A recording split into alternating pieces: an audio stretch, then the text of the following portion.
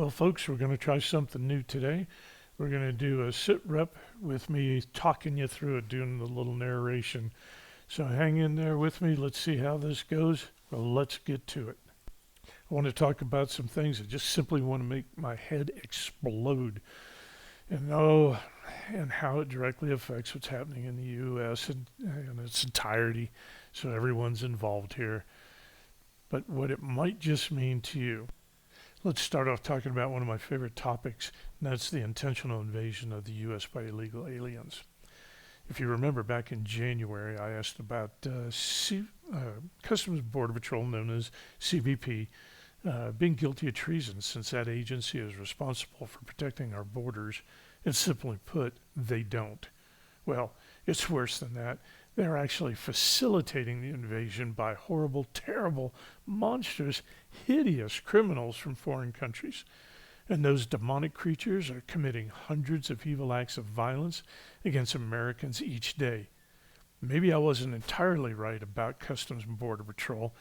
Yeah, I probably should have added the U.S. Customs and Immigration Enforcement, commonly known as ICE, along with Border Patrol.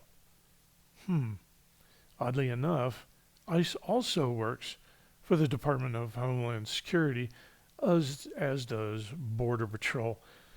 Department of Homeland Security is now a blazing example of an oxymoron, filled with morons, and that is likely an insult to morons. Let's get back to ICE. The day before yesterday, a report came out that there are 1.4 million criminal illegal aliens with deportation orders against them that were issued by federal judges. 13,000 of them are in custody but have not been deported by ICE. So let's run the numbers. 1.4 million criminal illegal aliens ordered deported. Less than 1% have been picked up by ICE. 0% have been deported by ICE. Now you want some irony? ICE is blaming its problem on local law enforcement agencies not cooperating with them. What? Okay, in fairness, that may be true to some degree. But is it the whole story? Nope. If ICE is holding 13,000 illegal criminals, okay, illegal aliens that are criminals that are supposed to be deported, why hasn't ICE deported them? Yeah, that's an interesting question, isn't it? Well, maybe ICE can't figure out how to do it. Here's my suggestion. Rent 217 Greyhound buses, pick up each illegal alien criminal from the detention facility where they're being held, give them a peanut butter and jelly sandwich and a juice box, then drive them to the closest border crossing and dump their criminal butts off. Problem solved. So let me put this out for you to consider. Number one, Border Patrol has facilitated letting 12 million criminal illegal aliens into the country in the last 3.5 years. Two, in direct defiance of court orders, ICE is not deporting the 13,000 criminal illegal aliens that they are currently holding in custody. Three, and ICE is not arresting the other 1,387,000 criminal illegal aliens that it doesn't currently have in custody, and again, in direct violation of court orders. Here we have 2 U.S. federal government agencies directly responsible for hundreds of viciously violent crimes every day against U.S. citizens. And are those agencies or their personnel being held responsible? Nope. And I wonder why that is. Could there be a criminal conspiracy taking place? Maybe. Or could this be considered treason by both agencies? Treason is defined as the betrayal of allegiance towards one's own country, especially by committing hostile acts against it or aiding its enemies in committing such acts. What kind of acts are these guys committing? That's the criminal illegal aliens.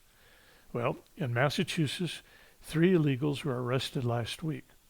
Of course, these illegals were just looking for a better life, a safer life, a chance at earning a living for the family, Just decent, honest, hardworking, undocumented angels from another country, right?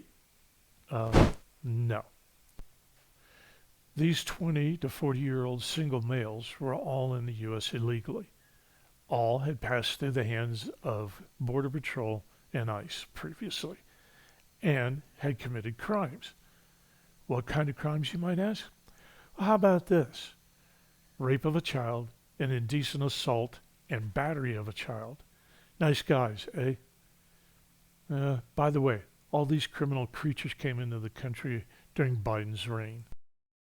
Ironically, the U.S. federal government cares more about wild horses and wolves than caring about our children being beaten and raped. Yep, BLM is offering a $30,000 reward for information regarding the shooting of a wild horse in Utah. Yeah, you heard me right. Then there's the $10,000 reward for information on a wolf being shot. Yep, big money for wild animals being shot. Well, let's imagine this for just a minute. How about a $10,000 reward for information regarding each criminal illegal alien who are committing horrific acts of rape and other violent crimes against American people? How's that sound? Let's wrap this section up.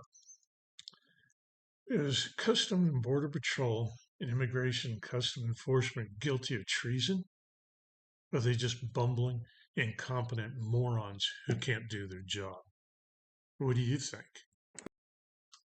Yeah, now time for a boring subject, but one that could destroy this country within hours, and that's the economy. So let's do the economy by the numbers. The U.S. federal government debt now sits at over $36 trillion. That is $110,000 for every man, woman, child, and baby that's a U.S. citizen. Interest alone on that national debt is now greater than $1.2 trillion per year. That's $3,000 for every man, woman, child, and baby that's a U.S. citizen. This year, the U.S. government took $4.5 trillion out of the economy in taxes. And this year, the U.S. government spent $6.2 trillion.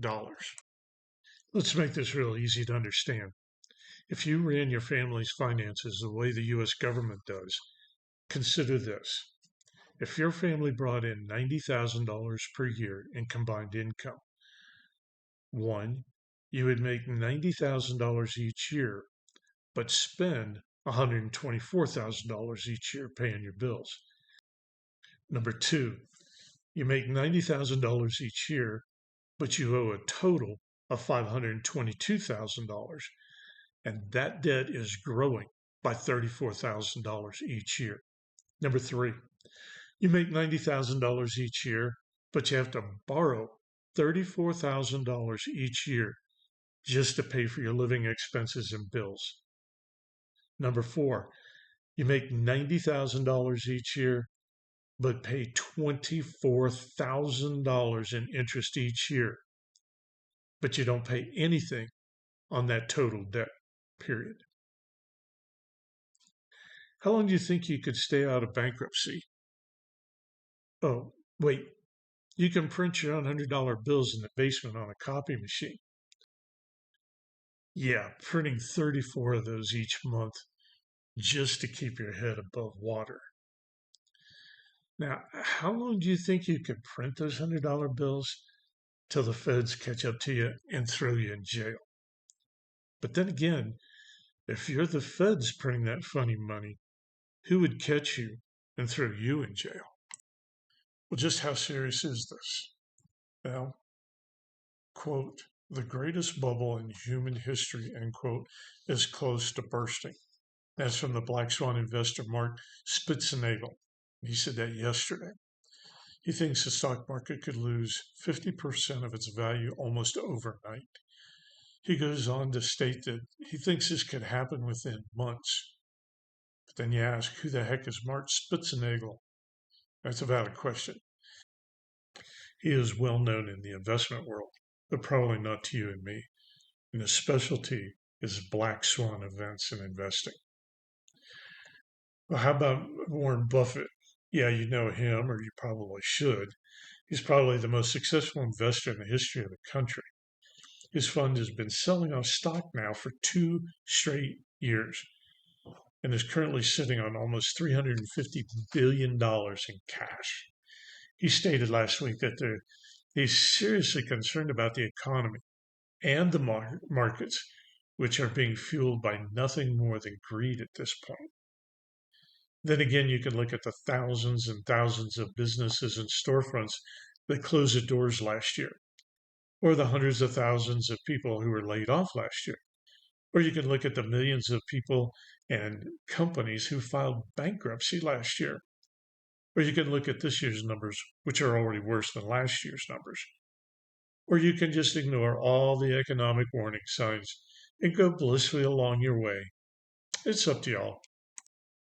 Folks, let's get this thing summarized and closed out for the day so you can go do some prepping or whatever else you got on your agenda. So, number one, we could be looking at World War III.